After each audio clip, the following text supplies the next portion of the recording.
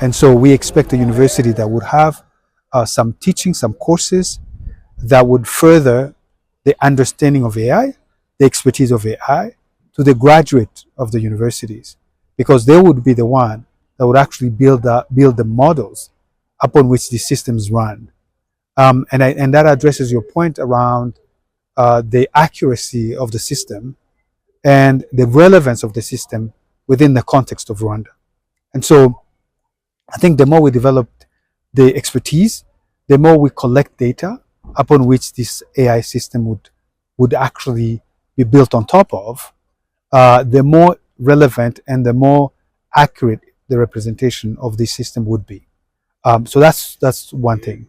And I think the university, in teaching and developing the expertise within the artificial intelligence space, would actually be contributing to that.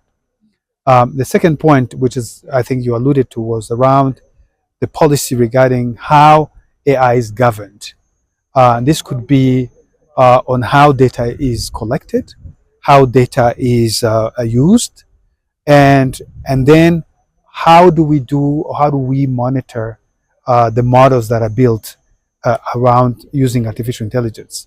Now, when it comes to the data usage, we do have a policy already in place around the data usage in Rwanda. We also have a policy in place around the technology as an overall.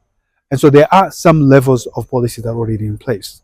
But I don't think is sufficient. On the other hand, we don't want to prohibit innovation within the space. And so it has to be a proper balance. And this is something that the whole world is struggling with, not just Rwanda. It's everywhere in the world to try to find that proper balance around that. So we will continue to work on that to make sure those proper policies are in place.